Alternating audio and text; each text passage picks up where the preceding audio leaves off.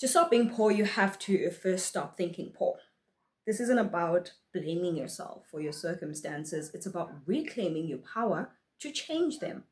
Poverty thinking doesn't just show up in how much money you have, it shows up in how you speak, how you plan, how you panic, and how you settle. Poor thinking says, I can't afford that, before even asking, how can I afford that? It says, this is just the way it is, instead of, there has to be more. Poor thinking keeps you playing small, over explaining, underpricing, and waiting for permission to live better. It makes you afraid of taking risks, of failing, and even succeeding.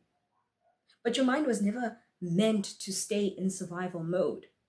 If you want wealth to feel normal, you first have to reject the idea that struggle is your identity. Change your thoughts, and you'll start changing the story your life tells. A poor person's mindset is trained to manage scarcity, to stretch what little they have, avoid as much risk, and accept crumbs with gratitude. But you weren't made to live on crumbs.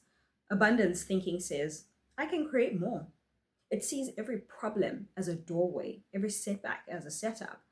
Poor thinking waits for someone else to hand over a miracle. Abundant thinking says, I am the miracle. If you've grown up hearing that wealth is evil, that ambition is dangerous, or that being comfortable makes you weak, it is time to detox from that thinking. There is nothing noble about remaining broke when you have the ability to build. You are not sent on this earth just to pay bills and die. Start thinking like a creator. What can you build? What can you offer? What good can you offer to the world? What problems can you solve? Because the truth is, poor thinking reacts to life. Wealthy thinking designs it.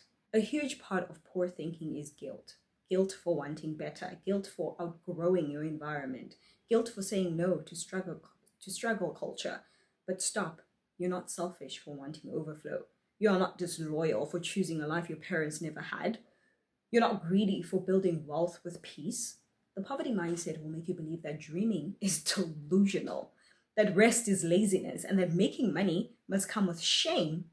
But those lies are passed down from generations who are just trying to survive. You don't need to carry them anymore. You're allowed to desire more, earn more, keep more, and give more, all without guilt. In fact, the more healed you become from poor thinking, the more generous you become, because you're no longer showing up from a place of depletion, but you're showing up from overflow. Stop apologizing for your vision. Stop shrinking for other people's comfort. There is nothing humbling about hiding your God-given potential. One of the most dangerous aspects of poor thinking is how it convinces you that you are stuck. You start thinking in terms of what you have to do, not what you choose to do. You feel trapped in jobs you hate, relationships that drain you, and patterns that rob you, all because you have been programmed to think that ownership is for other people. But stop thinking like a renter in your own life.